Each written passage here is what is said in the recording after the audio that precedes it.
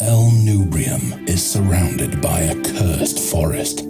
Gretos sets out to save his people. Deep inside the forest, he soon discovers more than he bargained for when he meets a mysterious, white-haired woman. She holds the answers to the forest and to saving his village. But first, he must complete her quests. Will he succeed? Or will he remain forgotten in the forest forever? Destiny awaits. Is he prepared for what lays ahead? Somewhere Enchanted, a captivating story full of fantasy, love, and sacrifice. By Jah-Femi, narrated by Fiona Hardingham. Available in over 30 online retailer stores. The audiobook would start shortly. The Somewhere Enchanted animated movie would soon be available. To make sure you are alerted about its release, click on subscribe and click on the notifications bell icon. Happy listening. Somewhere Enchanted by Jah-Femi.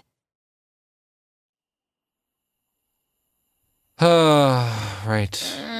I'm off. Gretos whispered in her ear. She rolled, adopting an even more uncomfortable sleeping position. He got up gently. It didn't take much time for him to find his shoes, clothes, and gear. He knew his way around the house even during the darkest hours, and the glow from his rucksack, which was close to his bedside, helped light things up a little. Of course, the glow could not be seen in the daylight hours. It was still light when they usually went to bed, so the glow would not have been noticed by his partner. He walked to the kitchen, packed up some cheese and bread, and then put them in his girdle pouch. He then proceeded to pour some wine into his drinking horn, which he wore diagonally across his chest. The weather this side of the world was pleasantly warm all year round, so no coats were ever needed. He walked out of his house, past the sweetly scented garden, the full moon lighting the road ahead. He walked past 15 houses before he reached an unkempt forest pathway blocked by overgrown shrubs. This pathway had not been used for many years. Taking a deep breath, he reached into his rucksack and pulled 2 long cutlass machetes out. They had blunt, rounded tips and didn't pierce the hardened leather of the sack.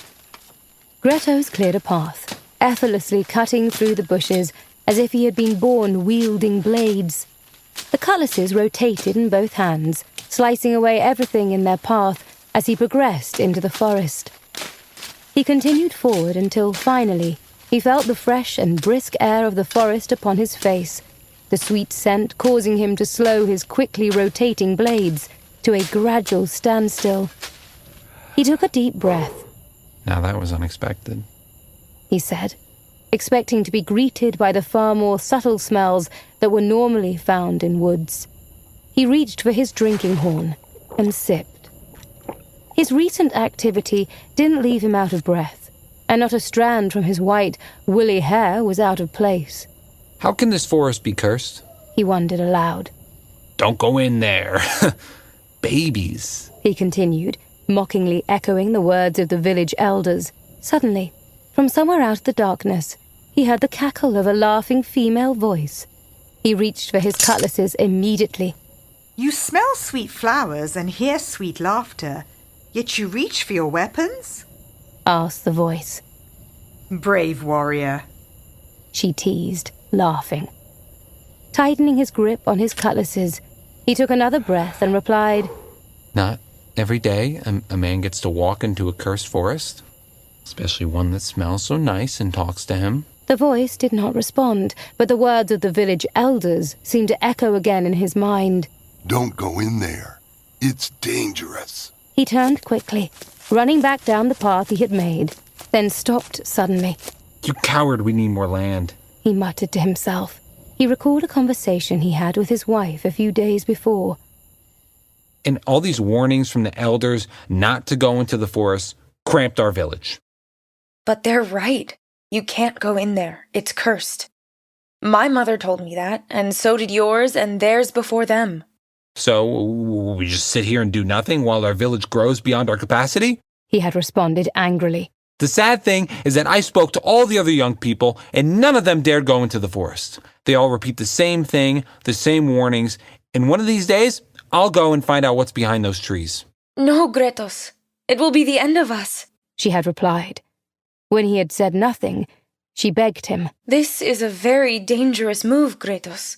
You have to promise me that you won't. Promise me, Gretos. He hadn't responded, just walked out while she sobbed his name Gretos. over and over again. He turned around, a determined look on his face as he reached for his drinking horn again and sipped some wine before proceeding towards the deep part of the forest. His heart would have been racing if not for the sweet aromas, which grew more intense the deeper in he went, and had a great calming effect on his nerves. He also noticed that the deeper he went, the hotter it became, and as he went, he used the rising temperatures to be sure he was on the right track. The trees were tall, with plenty of leaves, but despite this, the moonlight lit his path. He stumbled here and there, a few missteps over small rocks and branches, but he still held ground. He stopped regularly as he moved along the path to reach into his sack for a shy ribbon and tie it around a tree trunk. Shy ribbons glowed in the dark and were made by the villagers many years ago. They were used to help retrace one's steps when they went deep into the forest at night. Their glow was so strong they could be seen from more than 30 yards away, so he tied one to a tree after the light from the last began to fade. It had been hours since he entered the forest. It should have been daylight by now, he thought, but it was still as dark, and the moon still as full as when he had first entered the woods. He marveled at this, but shrugged his doubts aside and proceeded, determined to know where this heat, aroma, and voice came from. Then he heard it. A rustling sound, as if something was moving through the bushes. He took out one cutlass. The sound came again, closer this time. He spun, trying to judge which direction it came from. As his back was turned, something crashed into him, knocking him to the ground. He sprang to his knees, but saw nothing. Ha ha ha ha! He heard the woman's laughter again, realizing as it faded that his cutlass was gone. He glanced around wildly, but couldn't find it. Quickly, he reached into his sack for the other one. What? He gasped as he found not one cutlass, but two. He yanked both out, spinning them in his hands, the way he had when he first entered the forest. The rustling sound began again, and he found himself on the ground, this time on his back. The laughter echoed in the trees. He was on his feet before it faded, hands empty, frustration and confusion mounting when he found both cutlasses in his sack again. He swung the sack onto his back, leaving them in place. Who are you? He screamed. There was no reply, but he got the hint. Fine. You don't want me using my cutlasses. I won't use them. For now, at least. He thought. He considered returning to the village, but he had come too far. He still had a few shy ribbons left. It may not be much, but I can only hope it's enough. He thought to himself.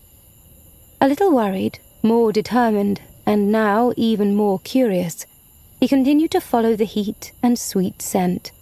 He found it strangely comforting that whatever had hit him had chosen not to injure him or cut his head off with the cutlass. At the very least, it could have kept the tools, but it left him unharmed, only disarmed him and returned the tools to him without injury. It could be mocking him, or it could be a warning. Either way, he chose to take the hint and leave the tools in the bag until he thought it necessary to pull them. As he walked, he imagined how strong this lady had to be to knock him off his feet. He was more than 6 feet tall and weighed more than 19 stones of pure muscle. He had large, strong legs and could carry a 60-kilogram barrel filled with wine, fruits, and meat for 2 miles up the mountains to feed his parents, grandparents, and the rest of his elderly extended family. The heat was becoming unbearable. He stopped, took off his shirt and put it in his rucksack, then took another sip of wine before proceeding. The deeper he went, the more his mind seemed to slip into a delusional state. The wine, the overbearingly sweet scent, and the intense heat intensified his confusion.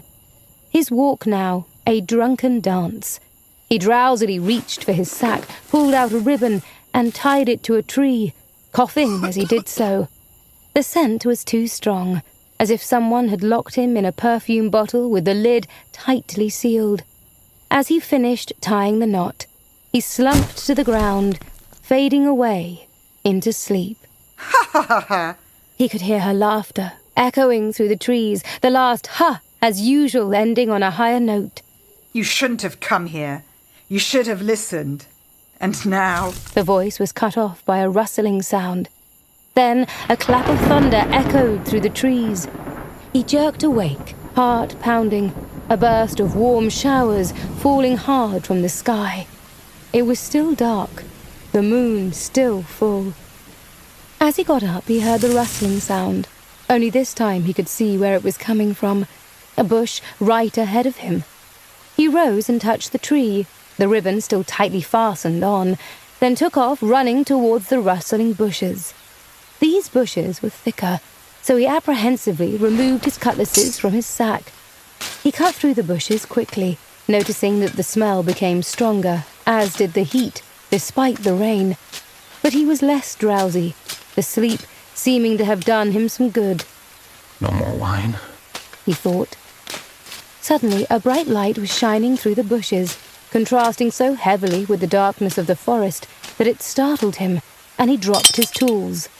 As his eyes adjusted, all he could make out were flowers of every sort around him as far as he could see, in colours he had never seen before. The sun, there was no mistaking it, it was suddenly broad daylight, was bright and very hot, and he realised he was sweating. As he bent to pick up his tools, he glanced behind. His neatly cut path seemed to disappear into darkness. He retraced his steps to check. One step he was in the dark forest, the next in a sunny garden. The rain had suddenly stopped, and the leaves of the dark forest were dry, as if it had never rained at all. He returned to the garden. He didn't know how much of the sweet scents he could take, but he pushed forward. The scent wasn't getting stronger, and the heat, too, remained steady. The longer he stood in the garden, the more accustomed to the scent and heat he became. He was still taking in the view, and the thick flowers in front of him began to rustle, as if something was moving beneath them. He followed. Each time he stopped, flowers would rustle again, and he followed along. This continued until he came to the foot of a waterfall. He looked back to make sure he hadn't lost his way. The field of flowers was only waist high, so it was easy to see the dark entrance to the forest from afar. The laughter sounded again. He looked back at the waterfall and saw a figure stepping into it. As he approached, he could see it was a lady. Her hair was white like his, but silky and long. She motioned him to join her, then disappeared into the waterfall. He followed.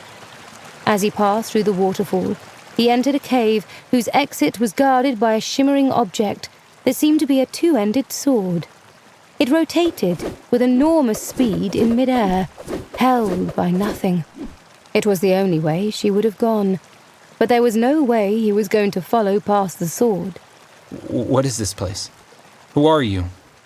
Who are you? He shouted. Walk through the blade of fate, and if your heart and intentions are pure, you will arrive safely on the other side. The voice replied. He looked for something he could use to test the spinning blade. A long, thick root protruded from outside the waterfall into the cave's entrance, so he cut it using his cutlass. He picked it up, walked towards the blade, and thrust it past the spinning sword. He didn't feel even a slight jolt. Smiling, he pulled the root back, expecting to find it intact. But a clean cut marked where the sword had sliced through it. Am I to believe these trees have bad intentions? He screamed. Trees have no heart or intentions. It follows a preset rule, to grow, and that's it. You are not a tree. You have a mind and a heart, thus intentions. Your forefathers got to this point too. They saw the blade and ran back in fear. The few fools who tried to walk past were chopped in half. They saw that too. Thus the villagers were forbidden to go into the forest. She concluded. How many men have tried to cross this blade? He asked. More than my years would have me remember. You can't be that old. Said Gretos. A familiar laughter pealed through the cave in response. If that is true, then I am done here. This place is cursed and I must return home to my village. He said. I guess we'll just have to control our population. He stepped back through the waterfall, but it led back to the same cave. What is this? He screamed. He tried again and again, the same thing happening each time. His heart beating fast, he ran through the waterfall, again with the same result. He fell to his knees, screaming. What does this mean? The laughter only rang cruelly on in response. Exhausted and hungry, he sank to the floor of the cave. He ate slowly, then took several large draughts of wine.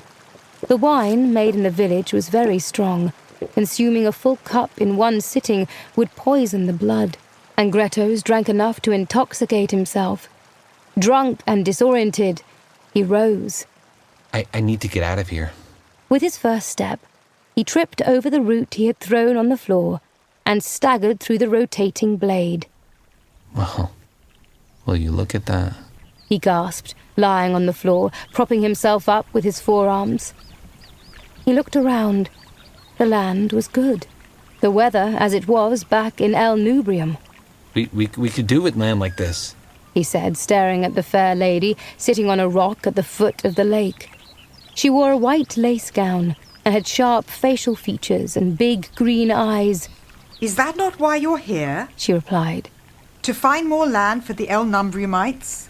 He rose and walked gently towards her.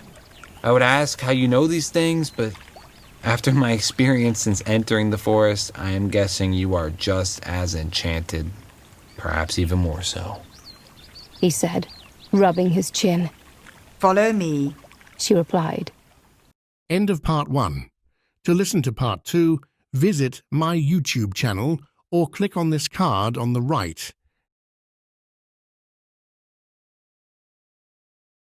End of part 1. To listen to part 2, visit my YouTube channel or click on this card on the right. Happy listening.